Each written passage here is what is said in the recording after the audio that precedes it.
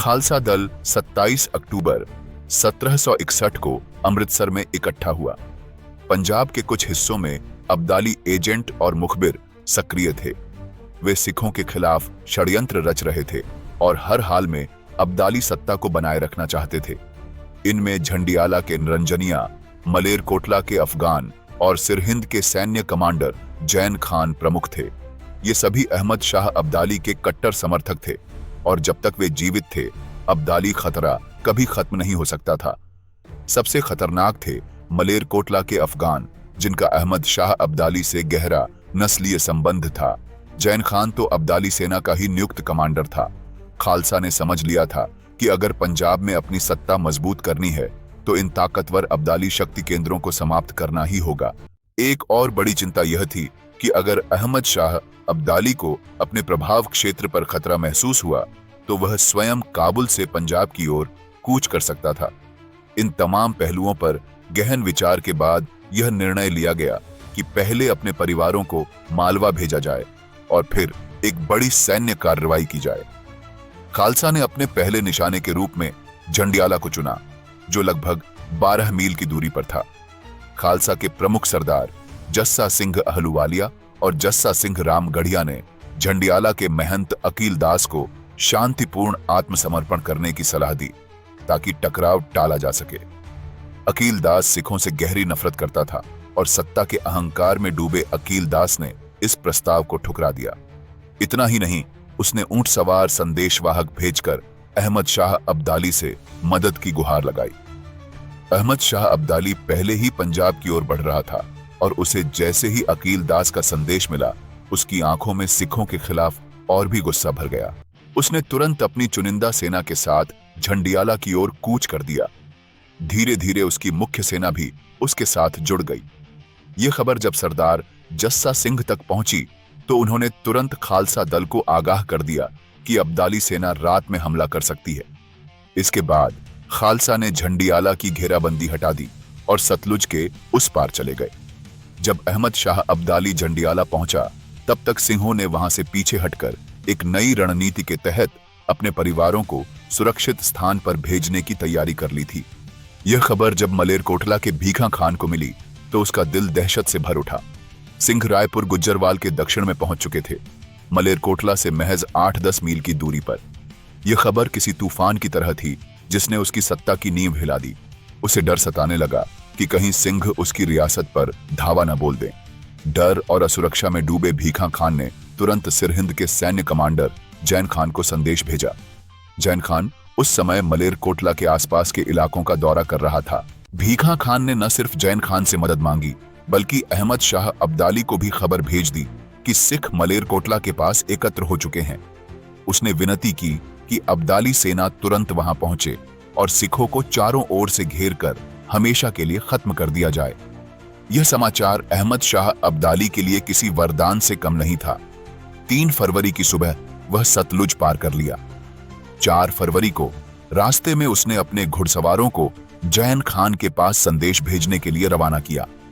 आदेश स्पष्ट था, जैन खान को अपनी पूरी सेना के साथ 5 फरवरी को सिखों पर सीधा हमला करना था। यह आदेश मिलते ही जैन खान सिखों के कत्लेआम की योजना बनाने लगा। 5 फरवरी 1762 इतिहास के पन्नों पर रक्त से लिखी गई वह तारीख, जिसने खालसा के अस्तित्व को सबसे कठिन परीक्षा में डाल दिया। सुबह के पहले पहर में ही जैन खान ने अपनी सेना के साथ आगे बढ़ते हुए हमला करने का आदेश दिया। यह हमला सिखों के लिए पूरी तरह अप्रत्याशित था। वे घिर चुके थे चारों ओर से, हर दिशा से। लेकिन यह सिर्फ एक सैन्य टुकड़ी नहीं थी जिसे जैन खान ने घेरा था। सिखों की संख्या लगभग 30,000 थी, मगर इनमें वे योद्धा भी थे जो अपने परिवारों को सुरक्षित स्थान पर पहुंचाने के प्रयास में थे। उनके साथ महिलाएं, बच्चे, बुजुर्ग और घायल थे। वे सभी जो युद्ध करने की स्थिति में नहीं थे। उनके पास घरेलू सामान भी था जो इस यात्रा को और भी कठिन बना रहा था। इस वजह से वे तुरंत समुचित युद्ध रचना नहीं बना सके और हमले की पूरी ताकत उनके सिर पर आ गिरी।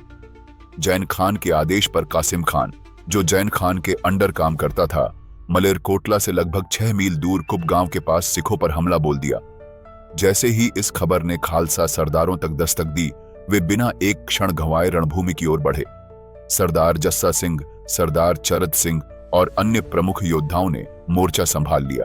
अब युद्ध अपने चरम पर था। अहमद शाह अब्दाली जैसे ही वहां पहुंचा, उसने जयन खान को आदेश दिया कि पंजाबी पोशाक में दिखने वाले हर व्यक्ति को मार दिया जाए। पहचान में आसानी के लिए उसने अपने सैनिकों को आदेश दिया कि वे अपने सिर पर हरी टहनी या घास बांध लें ताकि वे सिखों से अलग पहचाने जा सकें। जैसे ही खालसा योद्धाओं ने मोर्चा संभाला, कासिम खान का आत्मविश्वास टूट गया। वह सिखों का प्रचंड वार सहन नहीं कर सका और मलेर कोटला की ओर भाग निकला। मगर अब भी युद्ध समाप्त नहीं हुआ था। खालसा सरदारों को सबसे अधिक चिंता अपने परिवारों की थी। वे जानते थे कि अगर वे अपनी महिलाओं और बच्चों की सुरक्षा सुनिश्चित नहीं कर सके तो यह युद्ध व्यर्थ हो जाएगा। अपने परिवारों की रक्षा के लिए खालसा योद्धाओं ने उन्हें मालवा के सरदारों के वकीलों के हवाले करने का फैसला किया। लेकिन दुर्भाग्य ने अभी भी पीछा नहीं छोड़ा था। जैसे ही वे लोग 3 मील आगे बढ़े, भीखा खान ने उन पर भीषण हमला कर दिया। यह कोई साधारण युद्ध नहीं था, बल्कि एक तरफा नरसंहार था। निहत्थे परिवारों पर तलवारें चलीं, बच्चे और महिलाएं चीखीं, मगर अब्दाली क्रूरता ने किसी को नहीं बख्शा। इस भयानक घटना ने खालसा की आत्मा को झकझोर दिया। दुश्मनों की विशाल सेना, उनके खूनी इरादे और निर्दयी हमले खालसा की परीक्षा ले रहे थे। लेकिन इन तमाम चुनौतियों के बीच सिखों ने जो किया, वह इतिहास में वीरता की सबसे अद्भुत गाथाओं में दर्ज हो गया। अहमद शाह अब्दाली और उसकी सेना पूरी ताकत से सिखों का संहार करने में लगी थी, लेकिन खालसा हार मानने को तैयार नहीं था। वे न केवल खुद लड़ रहे थे, बल्कि अपने परिवारों की रक्षा करते हुए आगे भी बढ़ रहे थे। खालसा योद्धाओं ने एक चलती हुई किलेबंद सुरक्षा प्रणाली बना ली, एक ऐसी प्रणाली जहां योद्धा चारों ओर से परिवारों को घेर कर उनकी रक्षा कर रहे थे। यह रणनीति बेहद प्रभावशाली थी। जब भी दुश्मन हमला करता, सिख तेजी से पलटवार करते और फिर अपने परिवारों को सुरक्षित रखते हुए आगे बढ़ते जाते। अहमद शाह अब्दाली इस असाधारण प्रतिरोध से बौखला उठा। बार बार हारते देख अहमद शाह अब्दाली का गुस्सा 7वें आसमान पर पहुंच गया। हालांकि सिख लड़ते हुए आगे बढ़ रहे थे, लेकिन उनकी राह आसान नहीं थी। वे कई गांवों से गुजरे, लेकिन वहां भी उन्हें कोई शरण नहीं मिली। गांव वाले, जो अब्दाली सेना के खौफ में जी रहे थे, दरवाजे बंद कर लेते और सिंहों को असहाय छोड़ देते। अब्दाली सैनिक हर जगह घात लगाकर हमले करते। कई थके हुए बुजुर्ग और बच्चे पीछे छूट गए और निर्दयता से कत्ल कर दिए गए। दोपहर तक यह काफिला कुटबा और बहमनी गांवों के पास पहुंच गया।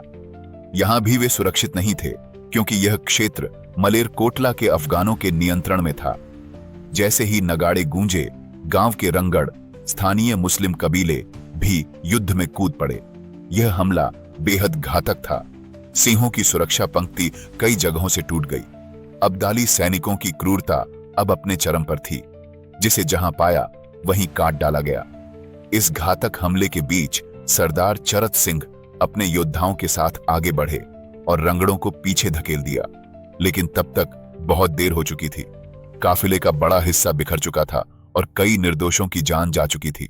अब तक खालसा काफिला भारी नुकसान झेल चुका था। हर तरफ लाशें बिछी थीं। इस संघर्ष के दौरान सिख सेना और अब्दाली सेना दोनों ही सुबह से बिना भोजन और पानी के युद्ध कर रहे थे। जब अहमद शाह अब्दाली ने देखा कि सिख अब उन इलाकों में प्रवेश कर रहे हैं जहां सिखों की भारी आबादी है, तो उसने उनका और पीछा न करने का फैसला किया। आबादी सेना बरनाला के करीब पहुंच चुकी थी, एक ऐसा क्षेत्र जो पटियाला के बाबा आला सिंह के अधीन था। इसी काफिले में प्रसिद्ध लेखक रतन सिंह भंगू के पिता और चाचा भी मौजूद थे। उनके विवरण में एक मार्मिक घटना दर्ज है। कुल मिलाकर सरदार जस्सा सिंह को 22 जख्म लगे, फिर भी वे लड़ते रहे। इतिहास के इस काले दिन में कोई भी सिख सरदार ऐसा नहीं था जो कम से कम 5 से 7 घावों से न गुजरा हो। सिखों की हानि कितनी भयावह थी, इसका सही अनुमान लगाना भी कठिन है। लगभग 15,000 से 20,000 पुरुष, महिलाएं और बच्चे इस युद्ध में शहीद हुए। तहमतनामा में तो यह संख्या 25,000 तक बताई गई है।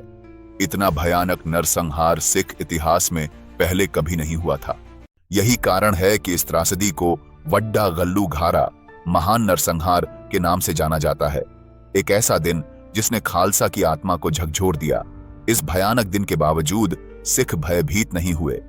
अहमद शाह अब्दाली अब समझ चुका था कि जहां भी सिखों को शरण मिलेगी, वे घायल शेरों की तरह उसकी सेना पर फिर से झपटेंगे।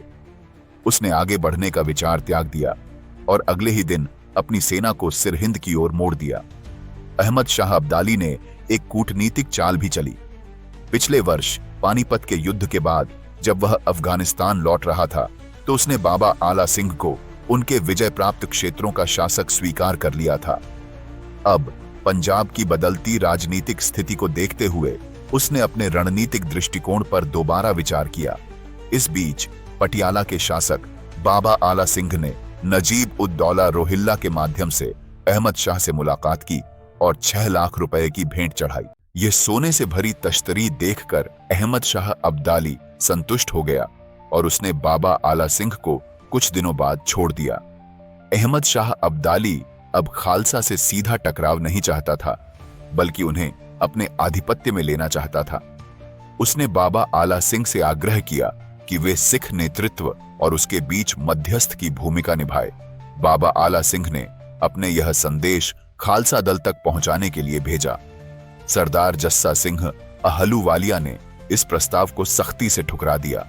जब अहमद शाह अब्दाली ने महसूस किया कि सिख कभी भी उसकी सत्ता को स्वीकार नहीं करेंगे, तो उसका गुस्सा बेकाबू हो गया। सिखों से समझौते में विफल होने के बाद 15 फरवरी 1762 को उसने सरहिंद छोड़ दिया और वहां जैन खान को सैन्य कमांडर नियुक्त कर दिया। इसके बाद वह 3 मार्च 1762 को लाहौर पहुंचा, लेकिन उसके मन में मराठों के हस्तक्षेप का भय बना रहा। वह जानता था कि अगर मराठा सिखों की मदद के लिए आए तो पंजाब में उसका शासन और अधिक अस्थिर हो सकता है। लेकिन सबसे भयानक घटना अभी बाकी थी, जब श्री हरमंदिर साहिब अपवित्र किया गया। श्री हरमंदिर साहिब, जो कि गोल्डन टेम्पल के नाम से जाना जाता है। अहमद शाह अब्दाली के लाहौर पहुंचने के 1.5 महीने बाद बैसाखी आई, 10 अप्रैल 1762। इस पवित्र पर्व पर अहमद शाह अब्दाली एक विशाल सेना लेकर अमृतसर पहुंचा और श्री हरमंदिर साहिब को नष्ट करने का आदेश दिया। सैनिकों ने पवित्र दरबार साहिब को घेर लिया। श्री हरमंदिर साहिब के चारों ओर बनी बुर्जों को विस्फोट कर गिरा दिया गया। अमृत सरोवर को मलबे, गंदगी और जानवरों की लाशों से भर दिया गया। लेकिन सबसे घिनौना अपराध तब हुआ जब गायों के शवों को पवित्र सरोवर में फेंका गया, ताकि सरोवर को पूरी तरह अपवित्र किया जा सके। जब अहमद शाह अब्दाली इस विध्वंस को देख रहा था, तभी अचानक एक ईंट आकर उसकी नाक पर लगी, जिससे उसे गहरी चोट लगी। किसी को अंदाजा भी नहीं था कि यह मामूली चोट उसकी मौत का कारण बनेगी। कुछ ही दिनों में यह घाव एक गंभीर चोट में बदल गया। धीरे धीरे उसकी पूरी नाक सड़ने लगी। 10 साल बाद 23 अक्टूबर 1772 को यही घाव उसकी मौत का कारण बना। मालवा में बचे हुए सिख, जो अभी भी अपने जख्मों से उबर रहे थे, जब उन्होंने यह सुना कि उनके पवित्र स्थल अपवित्र कर दिए गए हैं, तो खालसा ने तुरंत फैसला किया। अब समय आ गया था प्रतिशोध का।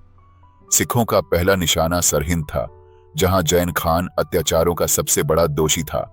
सरहिंद पर सिखों का प्रचंड हमला हुआ। जैन खान और उसकी सेना को संभलने का मौका भी नहीं मिला। सिखों की तलवारें बिजली की तरह कड़कीं और देखते ही देखते सरहिंद पर उनका नियंत्रण हो गया। जैन खान को घेर लिया गया। उसके पास अब कोई रास्ता नहीं था, न ही लड़कर जीतने का और न ही बचकर भागने का। अंततः वह आत्मसमर्पण के लिए मजबूर हो गया। उन्होंने समझौते का सम्मान किया और सरहिंद छोड़कर आगे बढ़े। लेकिन जैन खान अपने चरित्र के अनुरूप ही निकला, दगाबाज। जैसे ही सिखों का दल सरहिंद से 12 मील दूर पहुंचा, जैन खान ने अचानक पीछे से उन पर हमला कर दिया। पीछे से हुए इस हमले से सिखों का आक्रोश भड़क उठा। सिखों ने तुरंत पलटकर जैन खान पर भीषण हमला किया। सरहिंद की गलियों में अफगान और दीवान की सेना ताश के पत्तों की तरह बिखर गई। सिखों के तेज प्रतिशोध से भयभीत होकर जैन खान अपनी जान बचाकर भागा, लेकिन उसे सरहिंद से 15 मील दूर हरनौलगढ़ तक खदेड़ा गया। हरनौलगढ़ में एक भयंकर युद्ध हुआ, जहां जैन खान को एक और अपमानजनक हार का सामना करना पड़ा। उधर जून की भीषण गर्मी में अहमद शाह अब्दाली के लिए लाहौर में टिके रहना मुश्किल हो गया था। उसने रावी नदी के किनारे कलानौर में शिविर लगाया, लेकिन इस बार केवल सिख योद्धा ही उसके लिए संकट नहीं थे, प्रकृति भी उसके खिलाफ थी। 1762 का मानसून असाधारण रूप से भारी था। बारिश ने पूरे क्षेत्र को दलदल में बदल दिया, जिससे अफगानों के लिए कोई बड़ा सैन्य अभियान छेड़ना असंभव हो गया। अफगानों को उम्मीद थी कि स्थानीय जमींदार और चौधरी उनके पक्ष में कोई प्रभावी कार्रवाई करेंगे, लेकिन सिखों के बढ़ते प्रभाव ने इस संभावना को भी समाप्त कर दिया। जहां भी अफगानों ने सिखों के खिलाफ संगठित होने की कोशिश की, वहां उन्हें तुरंत करारी शिकस्त मिली। बरसात की इस अवधि का सिखों ने इसका भरपूर लाभ उठाया और पूरे पंजाब में विजय अभियान शुरू कर दिया। सरदार जस्सा सिंह और सरदार तारा सिंह ने दोआबा क्षेत्र में कई सफल छापे मारे और वहां अपना प्रभुत्व स्थापित किया। सरदार चरत सिंह ने लाहौर के उत्तर पश्चिमी क्षेत्रों में सिख प्रभाव को और मजबूत किया। भंगी सरदारों ने गुजरांवाला पर दोबारा कब्जा कर लिया, जिससे सिख शक्ति और अधिक बढ़ गई। खालसा दल की एक बड़ी टुकड़ी अगस्त के अंत में करनाल पहुंची, जहां उन्होंने टैक्स वसूला और अपने प्रभुत्व की घोषणा की। पंजाब अब खालसा की भूमि थी। अब अहमद शाह अब्दाली न सरहिंद से मदद मांग सकता था, न मुल्तान से और न ही दिल्ली से। 24 सितंबर 1762 को खालसा दल ने उत्तर की ओर कूच किया। उनका लक्ष्य स्पष्ट था, 17 अक्टूबर को दिवाली के दिन अमृतसर पहुंचना। जब सिख अमृतसर पहुंचे, तब तक अहमद शाह अब्दाली लाहौर लौट चुका था। जब उसे यह खबर मिली कि खालसा फिर से अमृतसर में है, वह स्तब्ध रह गया।